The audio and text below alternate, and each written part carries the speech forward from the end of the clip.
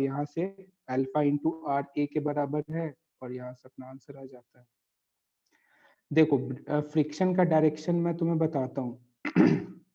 Friction हमेशा ध्यान रखना, एक तुम्हें मैं रटा रहा हूँ, जब भी सेंटर ऑफ मास के ऊपर इधर फोर्स लगेगा ना, बहुत ध्यान से सुनना, जब सेंटर ऑफ मास के ऊपर यदि कहीं फोर्स लगेगा तो फ्रिक्शन हमेशा आगे लगेगा, और यदि सेंटर ऑफ मास के नीचे कभी भी फोर्स लगेगा तो फ्रिक्शन किधर लगेगा, पीछे।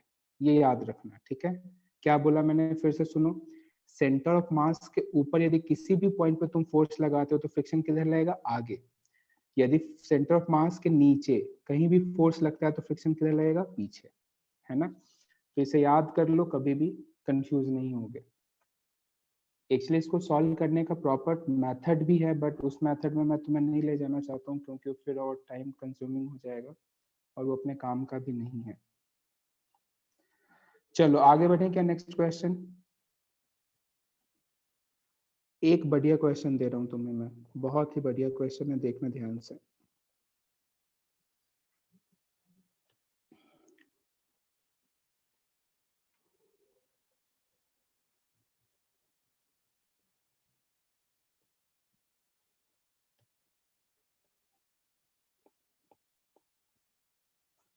ये जो पुली है ये मासलेस है, ठीक है।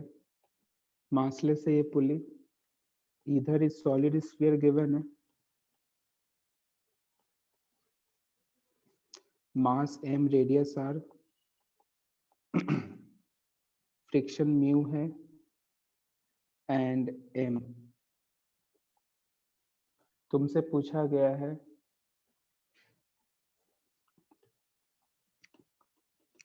दोनों का मास सेम ही है, ठीक है। हाँ, find acceleration of centre of mass of solid sphere, पहला क्वेश्चन। और स्फीयर जो है वो प्योर रोलिंग में ऐसा गिवन है, इफ एस मतलब solid sphere is in pure rolling. दूसरा, टेंशन इन द स्ट्रिंग। करो सॉल्व।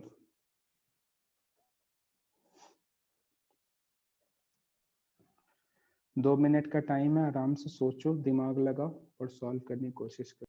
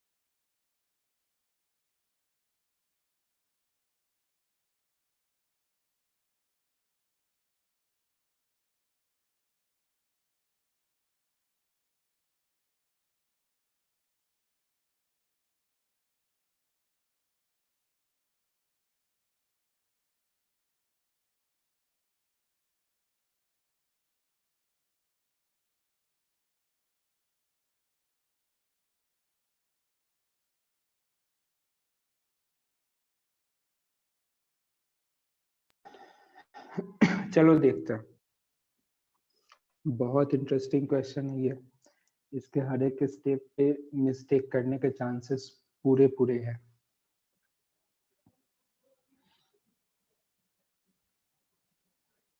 चलो देखते हैं।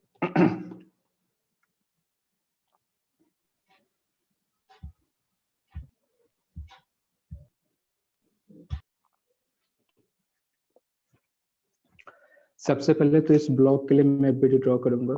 इधर टेंशन नीचे mg और इधर एक्सेलरेशन a।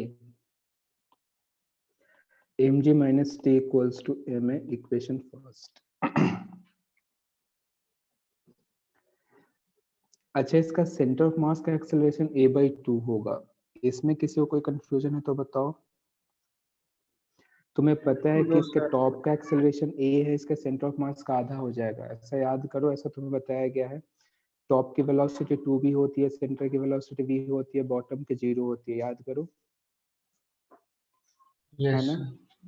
तो अब मुझे समझ में आ रहा है कि स्ट्रिंग यदि a एक्सेलरेशन से आगे बढ़ेगा तो इसका सेंटर ऑफ मास कितने एक्सेलरेशन से आगे बढ़ेगा? a/2 एक्सेलरेशन से आगे बढ़ेगा।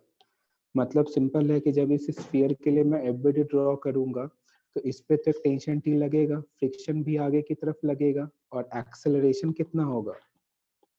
ma/2। ये इक्वेशन फर्स्ट बनेगा।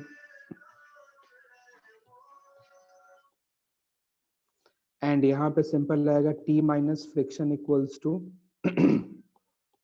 t minus friction into r equals to I alpha. क्या कर लोगे इसके आगे solve?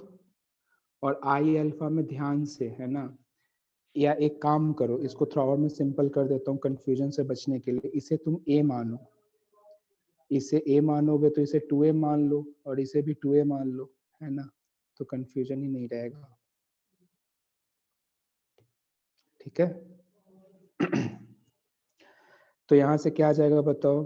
r into T minus friction, और यहाँ पे 2/5 mr² इंटू अल्फा, r से r cancel, t minus F equals to 2/5 ma।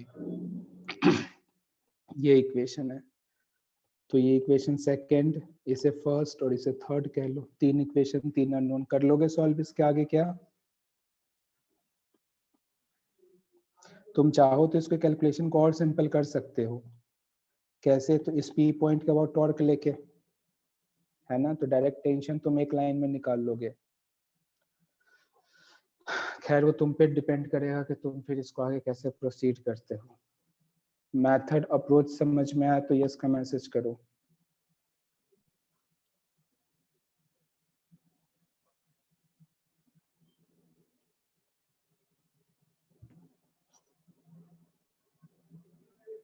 Final answer solve करके बताओ कितना आता है।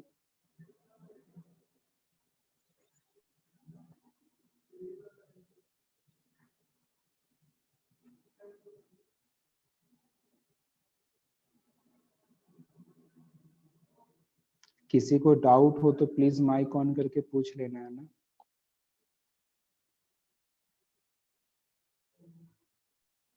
सर, हाँ बोलो। तो सेंटर का एक्सेलरेशन ये कैसे आ गया?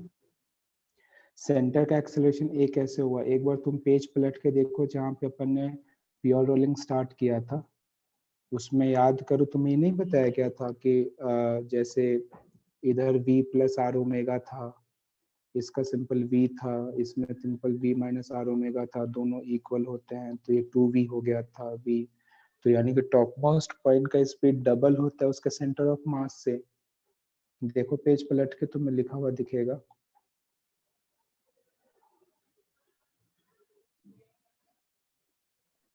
Yes sir.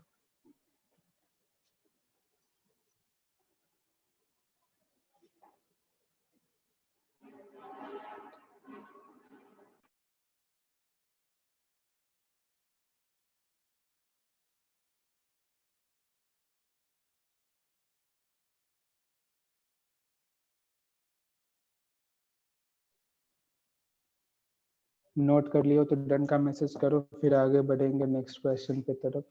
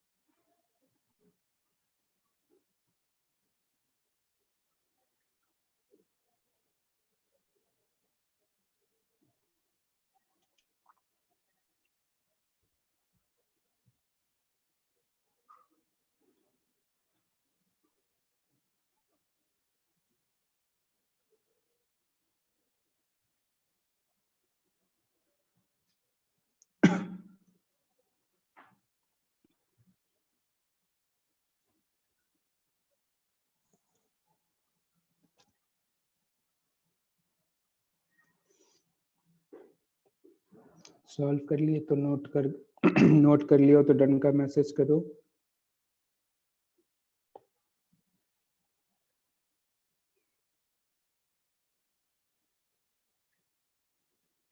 कहीं पे कोई डाउट हो तो डाउट भी पूछ सकते हो।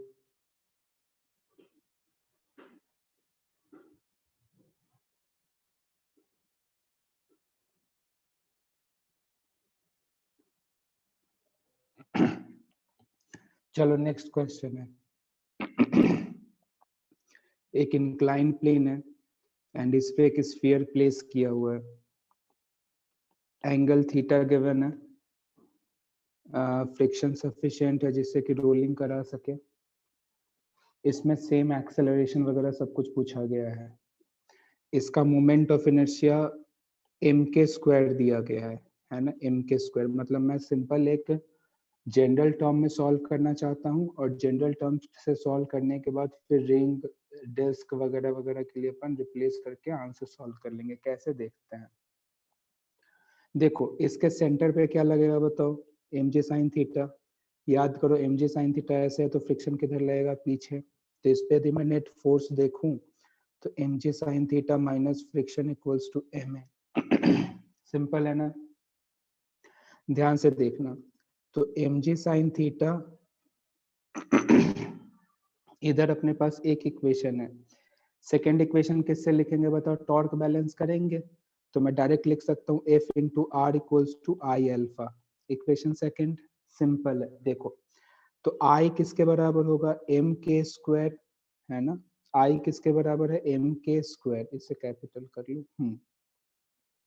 आई एम के स्क्वायर के बराबर है, अल्फा सिंपल अल्फा रहेगा, तो एफ बराबर आएगा M K square upon are square, एक आर से मल्टीप्लाई कर दिया ऊपर नीचे, तो अल्फा आर ए के बराबर हो जाएगा, तो एफ बराबर आ जाएगा M K square by A.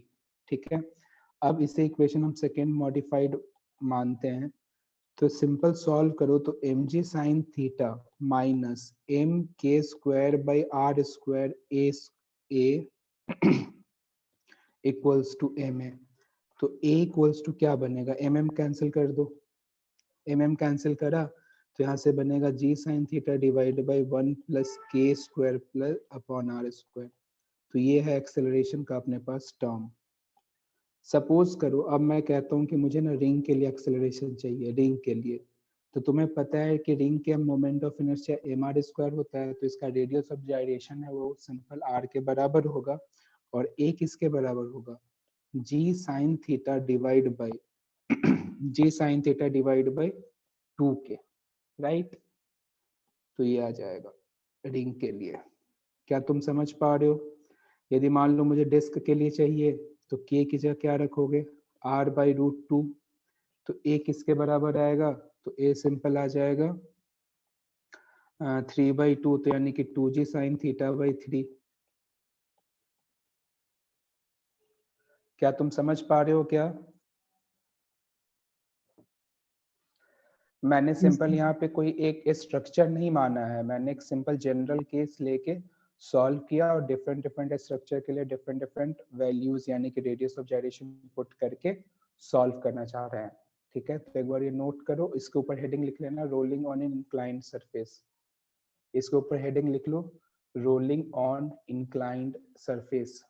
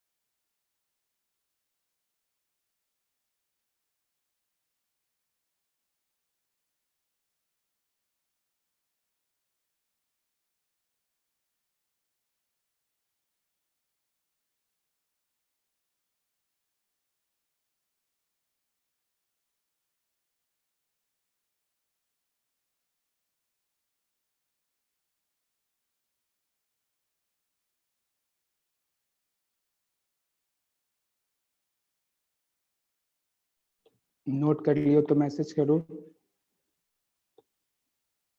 Ring disc के बाद सॉलिड स्फीयर हॉलो स्फीयर के लिए भी एक्सेलरेशन सॉल्व करो। रिंग और डिस्क के बाद हॉलो स्फीयर और सॉलिड स्फीयर के लिए भी एक्सेलरेशन सॉल्व करो।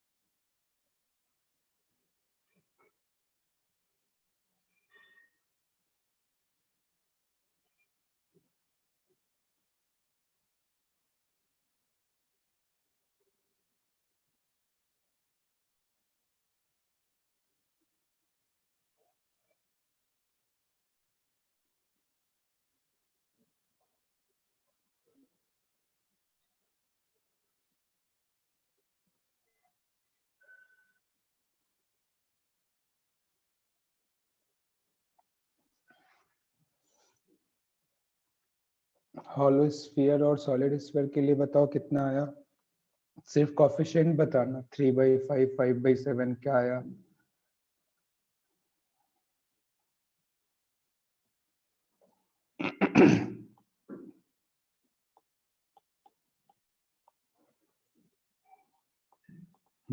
सही है।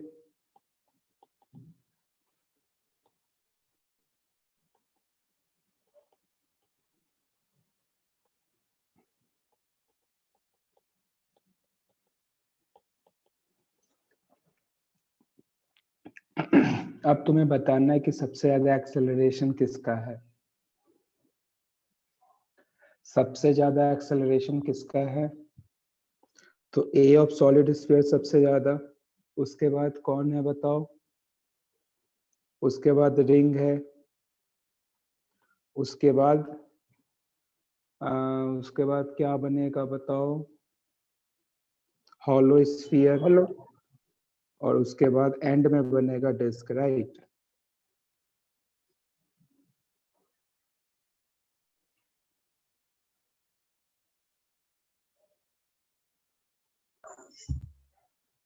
उल्टा लिख दिया शायद।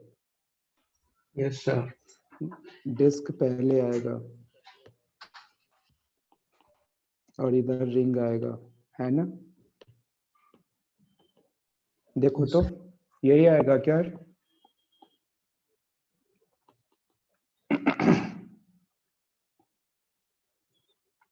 Solid sphere, disc, hollow sphere, उसके बाद सबसे एंड में रिंग।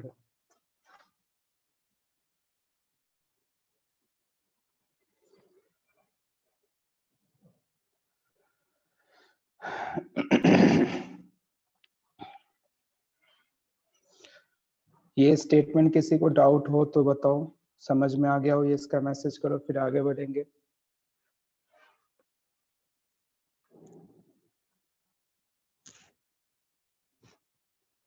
उसके बाद time taken to reach the bottom, ये सॉल्व करेंगे अब। Time taken to reach bottom,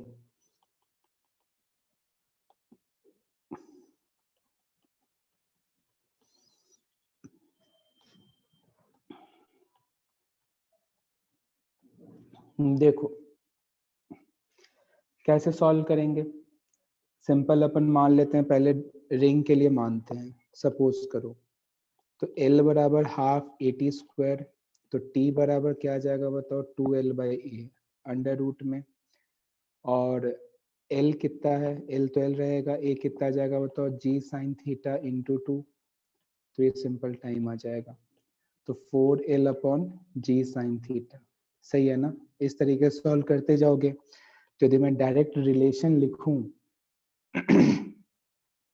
relation यदि मैं लिखता हूं तो सबसे ज्यादा किसके लिए होगा, देखो सबसे ज्यादा मुझे लगता है कि जो एक्सेलरेशन वाला रिलेशन है ना, वही जस्ट रिवर्स हो जाएगा, है ना। क्योंकि देखो यहाँ पे टाइम जो है वो एक्सेलरेशन के इन्वर्सली प्रोपोर्शनल है, तो जिससे ज्यादा एक्सेलरेशन है उसको टाइम उतना ही कम लगेगा। तो ज्यादा एक्सेलरेशन किसके पास है? तो ज्यादा एक्सेलरेशन है सॉलिड स्फीयर के पास, तो सॉलिड स्फीयर को टाइम सबसे कम लगेगा। तो मैं कह सकता हूँ कि इसमें रिलेशन कुछ इस तरीके से आ जाएगा। क्या मैं सही लिख रहा हूँ क्या? देखो HS मतलब हॉलो स्फीयर,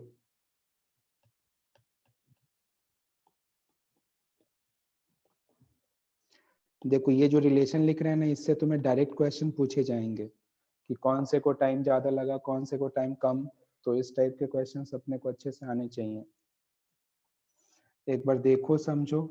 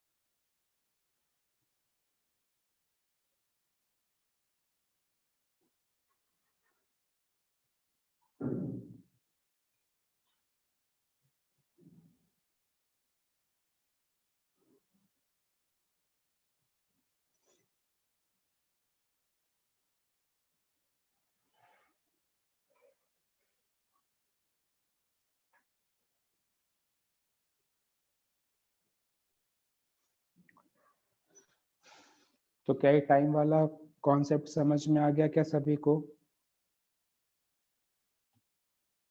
ये फाइनल रिलेशन ही आ रहा है क्या? देखो चेक करो।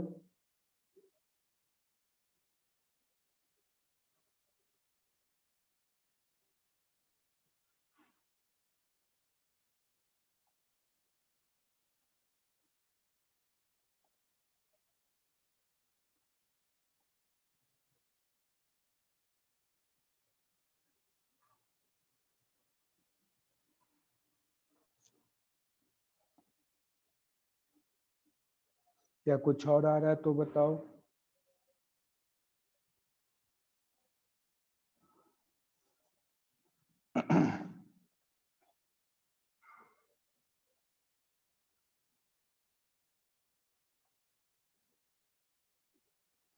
आ गया, बहुत बढ़िया।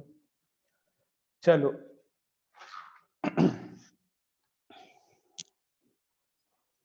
अब आगे बढ़ेंगे। हेडिंग लिखना, energy in rotational motion. Energy in rotational motion.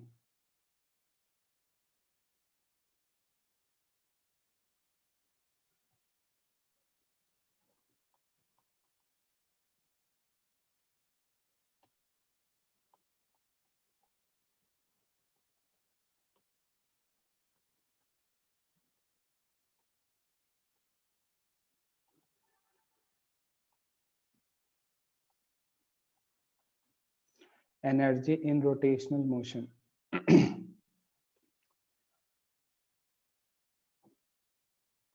देखो क्वेश्चन क्या है।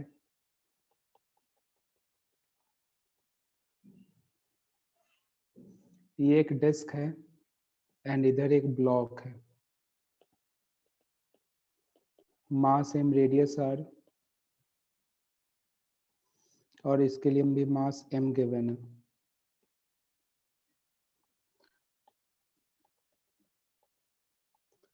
अपने से पूछा गया है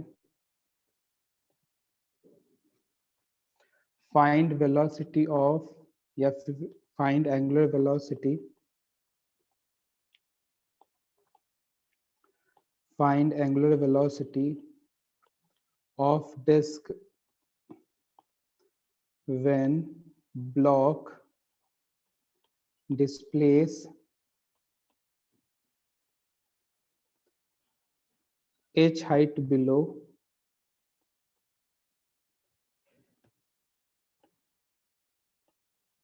as shown।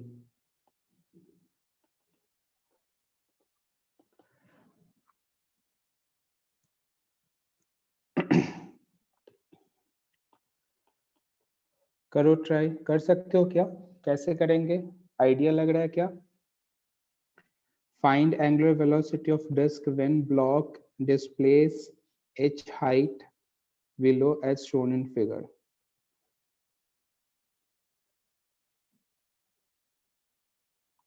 देखो कैसे सॉल्व करेंगे, समझो ध्यान से।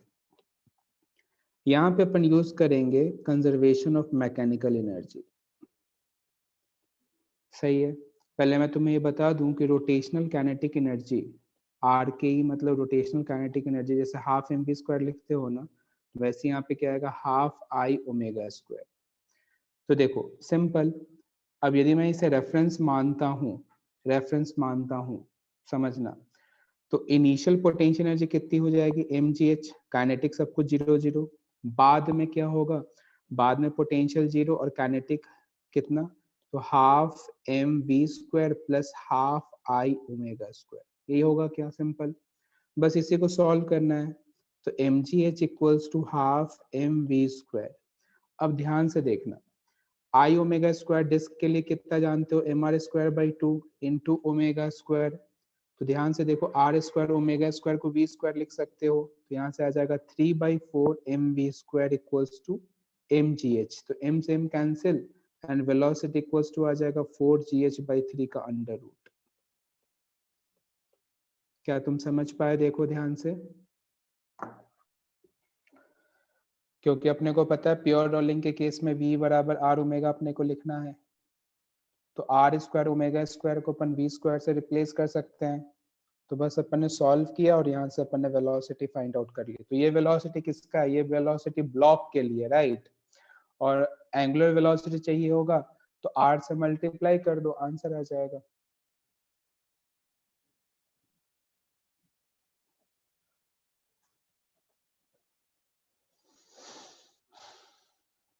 समझ में आया हो तो ये इसका मैसेज करो।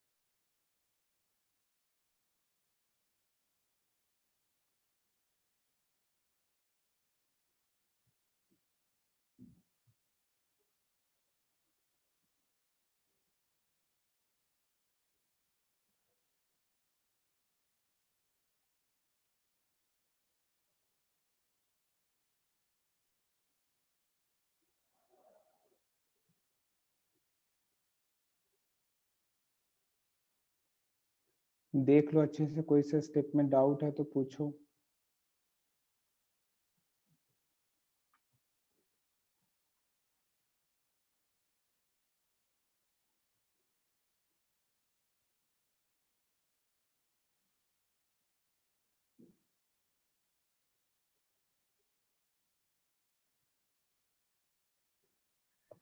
सर बोलो।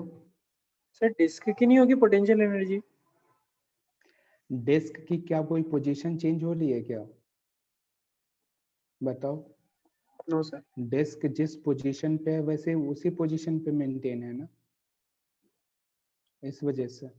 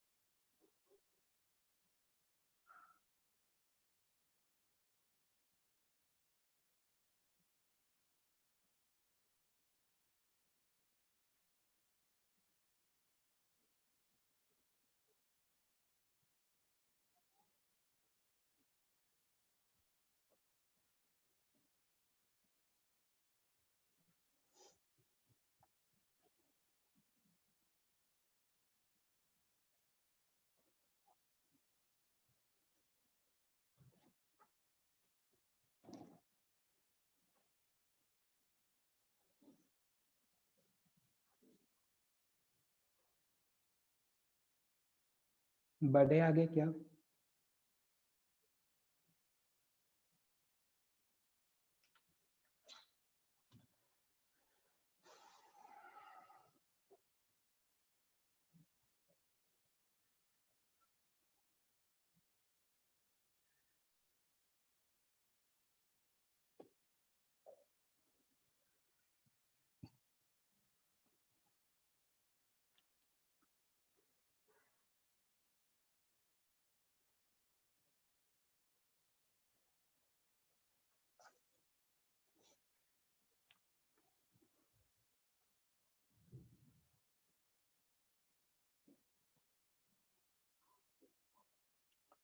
नोट कर लिया हो तो बताओ, फिर आगे बढ़ते हैं।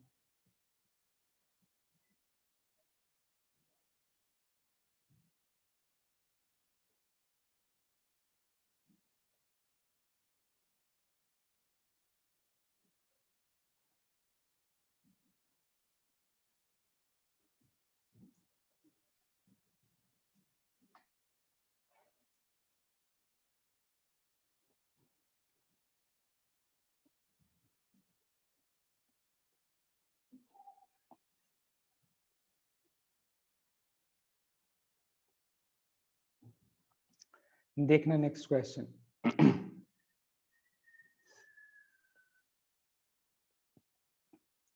इंक्लाइन प्लेन इंक्लिनेशन थीटा है, एंड यहाँ पे एक structure I equals to m के स्क्वायर को अपन रिलीज किया है। फ्रिक्शन है म्यू, h प्योर रोलिंग में ऐसा गिवन है, और ये हाइट अपने को h गिवन है। बॉटम पे वेलोसिटी बतानी है ना। Find velocity at point B, और ये भी बताने कि कौन से स्ट्रक्चर की वेलोसिटी सबसे ज्यादा होगी, कौन से स्ट्रक्चर की कम होगी। चार स्ट्रक्चर कौन कौन से हैं? डिस्क, रिंग, हॉलो स्फीयर और सॉलिड स्फीयर। इन चारों में तुम्हें कंपेयर करके बताना है कि कौन से की स्पीड ज्यादा, कौन से की कम। करो ट्राई, 2 मिनट का टाइम है।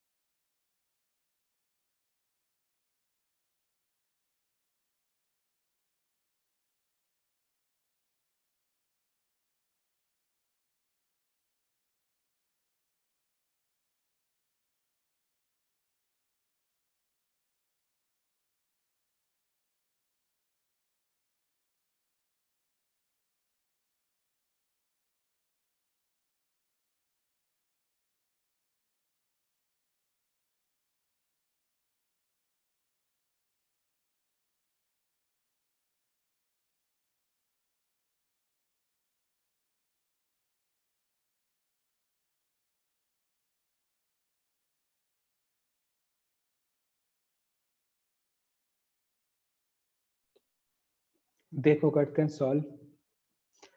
यहाँ भी अपन conservation of mechanical energy apply करेंगे और क्या लिखेंगे, mgh equals to half mv square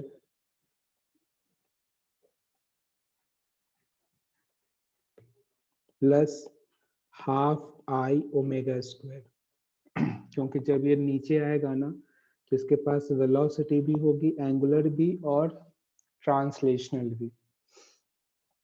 ध्यान से देखना, mgh बराबर half mv square plus half आई, यहाँ पे क्या आ जाएगा mk स्क्वायर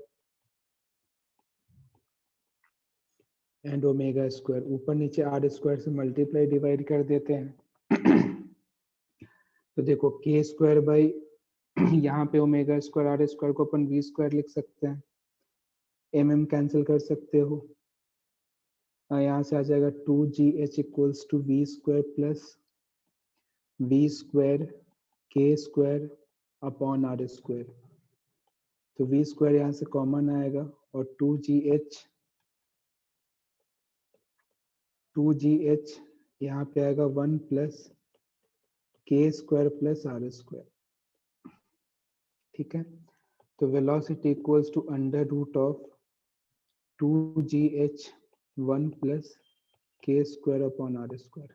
तो ये अपने पास वेलोसिटी का एक्सप्रेशन आ गया। और 4 डिफरेंट स्ट्रक्चर के लिए k की जगह वैल्यू पुट करते जाओ, वेलोसिटी सॉल्व करते जाओ और बताओ रिलेशन कौन से का ज्यादा है कौन से का कम है।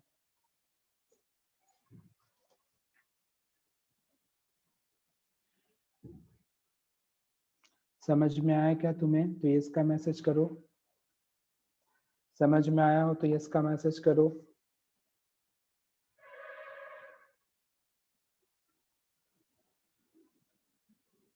ओके, हाँ बताओ फिर कौन से स्ट्रक्चर का सबसे ज्यादा होगा वेलोसिटी, कौन से का कम होगा, ऑर्डर डिसाइड करो।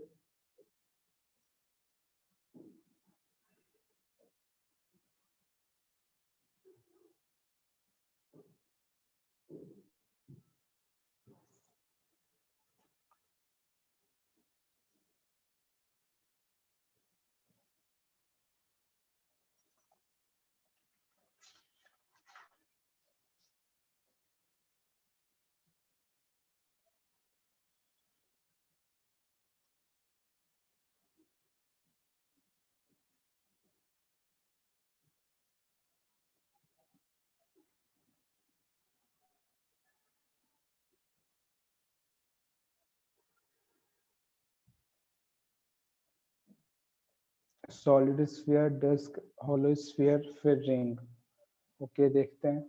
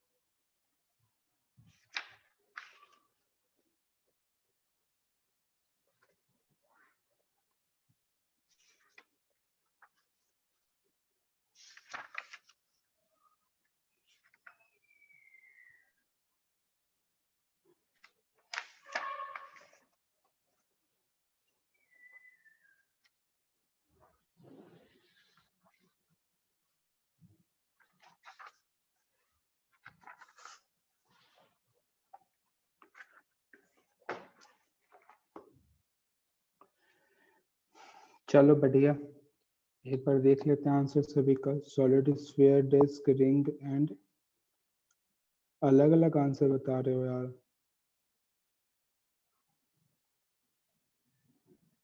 चलो करते हैं सॉल्व।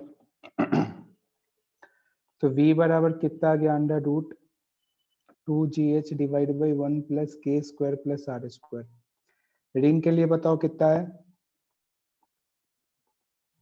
रिंग के लिए बताओ, सिंपल अंडर रूट gh आया होगा। Yes, sir. डिस्क के लिए बताओ 4/3। Yes, sir.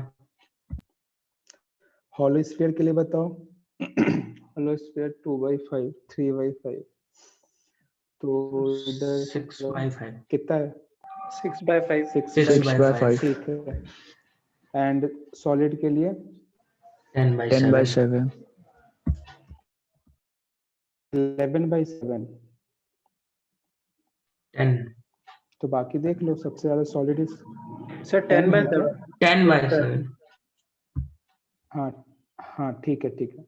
तो सबसे ज्यादा सॉलिड स्फीयर, उसके बाद ये 1.33 जाएगा, ये 1.2 जाएगा, तो उसके बाद डिस्क आएगा, उसके बाद हॉलो स्फीयर आएगा और सबसे लास्ट में आएगा डिस्क, रिंग सॉरी, सबसे लास्ट में रिंग।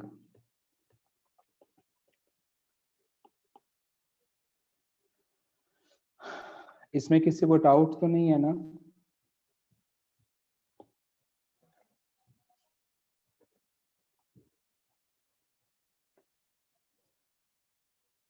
अच्छा, एक चीज मुझे ये भी बतानी थी, देखना ध्यान से पीछे वाले टर्म में, ये जो पार्ट है ना, इसे अपन प्योर ट्रांसलेशनल काइनेटिक एनर्जी कहते हैं, राइट? और ये है रोटेशनल वाला। तो कभी कभी क्वेश्चन में ना तुमसे फ्रैक्शन ऑफ भी पूछ दिया जाता है। जैसे मान लो मैं रिंग का केस डिस्कस कर रहा हूँ, सपोज करो रिंग के केस में मैं तुमसे कह दूं कि fraction of rotational kinetic energy बताओ, तो देखो टोटल कितना हो जाएगा रिंग के केस के लिए, मैं सिर्फ बात कर रहा हूँ रिंग के केस के लिए, है ना? तो रिंग के केस के लिए यदि मैं टोटल काइनेटिक एनर्जी लिखूं तो मैं क्या लिखूंगा, half mv square plus half I omega square. इन दोनों को सॉल्व करोगे तो सिंपल तुमसे मिलेगा हाफ mv स्क्वायर ऐड करने के बाद। और इसमें यदि रोटेशनल वाला पार्ट देखें तो रोटेशनल वाला पार्ट हाफ mv स्क्वायर के बराबर ही होगा, है ना? तो फ्रैक्शन ऑफ रोटेशनल वाला पार्ट यदि अपन देखें, फ्रैक्शन, तो कितना लिखेंगे, रोटेशन के लिए हाफ mv स्क्वायर, और टोटल कितना लिखोगे mv स्क्वायर, इससे कैंसिल होगा और यहाँ से हाफ। तो इसका सिंपल सा मतलब है कि 50% रोटेशनल है इसमें और 50% इसमें ट्रांसलेशनल है। क्या तुम समझ पा रहे हो मैं क्या कहना चाह रहा हूँ? तो ऐसे भी Yes, क्वेश्चंस sir. बहुत बारी पूछे जाते हैं कि टोटल काइनेटिक एनर्जी में कितना पोर्शन रोटेशनल का कंट्रीब्यूशन है और कितना पोर्शन ट्रांसलेशनल का कंट्रीब्यूशन है। तो सॉल्व करने का स्ट्रेटेजी बहुत सिंपल है, टोटल निकाल लोगे, रोटेशनल निकाल लोगे और डिवाइड करके आंसर बताते चलोगे, ठीक है? तो मुझे बस एक का आंसर बता दो, हॉलो स्फीयर में रोटेशनल और ट्रांसलेशनल का कंट्रीब्यूशन कितना परसेंट है? हॉलो स्फीयर में रोटेशनल एंड ट्रांसलेशनल का कंट्रीब्यूशन कैलकुलेट करो हॉलो स्फीयर के केस में।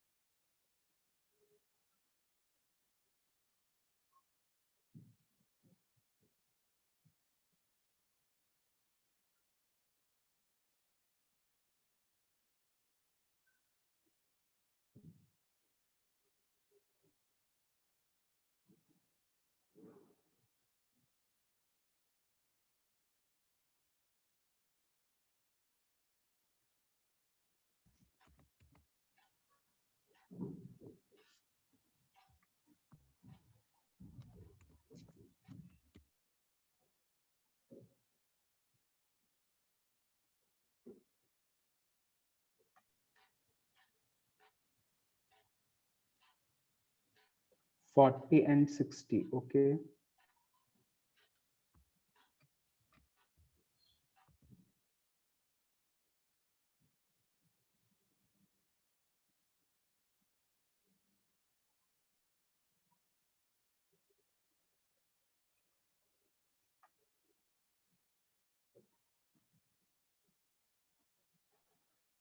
क्या सभी का 40 एंड 60% ही आ रहा है क्या हॉलो स्फीयर के केस में?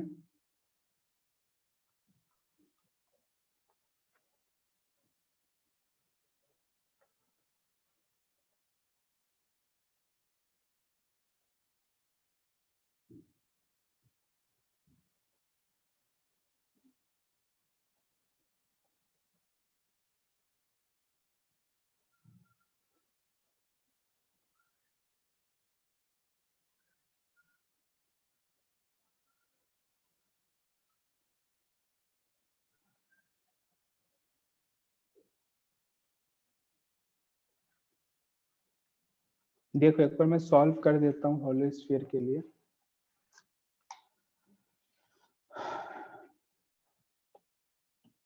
देखो टोटल काइनेटिक एनर्जी क्या लिखोगे, half mv square plus half I omega square. यहाँ से आ जाएगा mv स्क्वायर और हॉलो के लिए अपने को पता है 2/5 3/5 mr स्क्वायर, यही होगा सिंपल। तो यहाँ से half mv square plus 3/10 mv square, यही आएगा क्या? देखो क्या करेंगे, 5 से ऊपर नीचे मल्टीप्लाई डिवाइड कर देते हैं, तो इधर से आएगा 8/10 mv स्क्वायर, ये टोटल आ गया। अब मुझे रोटेशनल वाला पार्ट निकालना है, तो रोटेशनल है कितना 3/10 इंटू mv स्क्वायर और इधर से आएगा 8/10 इंटू mv स्क्वायर। कहीं देख लेना मिस्टेक वगैरह। सर हॉलो हाँ हाँ, हॉलो का 2/3 होता है ना, 2/3 mr स्क्वायर। अरे अरे अरे मैं क्या कर रहा हूँ, 2/3 मैंने इसको मिक्स ही कर दिया यार, हॉलो सॉलिड दोनों ही ले लिया एक एक करके, तो इसे कैंसिल हो जाएगा, तो 1/3 यार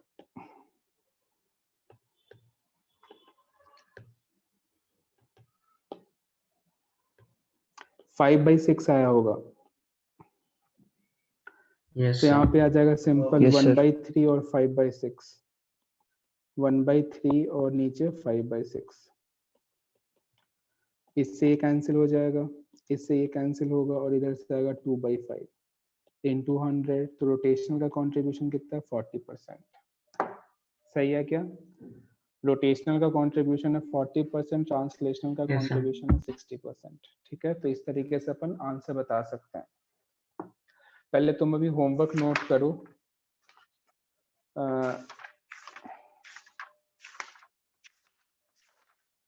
मेंस मॉड्यूल में पेज नंबर, मेंस मॉड्यूल के पेज नंबर 66, 67 और 68 के जितने भी स्ट्रक्चर है ना, इनके मोमेंट ऑफ इनर्शिया को एक बार समझने की कोशिश करना। ठीक है, 66, 67, 68, 69, इन 4 पेज पे जितने मोमेंट ऑफ इनर्शिया है उनको समझने की कोशिश करना है तुम्हें। उसके बाद डू योर सेल्फ फर्स्ट, और पेज नंबर 71 पे भी कुछ इलस्ट्रेशंस हैं, तो उस इलस्ट्रेशन को भी अपने को सॉल्व करना है। ठीक है, तो होमवर्क है 66 से लेके 71 तक के पेज पे जितने भी तुम्हें क्वेश्चंस वगैरह दिख रहे हैं, 71 से तो आगे भी बढ़ जाओ, खूब सारी इलस्ट्रेशन है इसमें। 74, तो 66 से 74 तक जितने भी इलस्ट्रेशन, जितने भी क्वेश्चंस तुम्हें दिख रहे हैं और टेबल में जो भी तुम्हें मोमेंट ऑफ इनर्शिया दिखाया गया है, उस सबको अपने को अच्छे से समझना है। ठीक है, तो ये नेक्स्ट डे का होमवर्क है।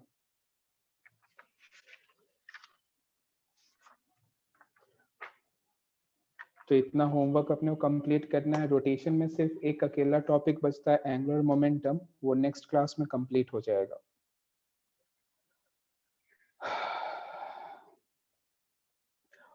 इलस्ट्रेशन जरूर अच्छे से करना। ठीक है, धीरे धीरे अपन करके कंप्लीट करेंगे, डेली 5-6 पेज करके दूंगा। नेक्स्ट नेक्स्ट क्लास में अपन एंगुलर मोमेंटम कंप्लीट कर लेंगे, अपना ये टॉपिक कंप्लीट हो जाएगा। इसके डाउट्स वगैरह नेक्स्ट क्लास में ही मैं डिस्कस करूंगा, ठीक है, तो सॉल्व कर लेना।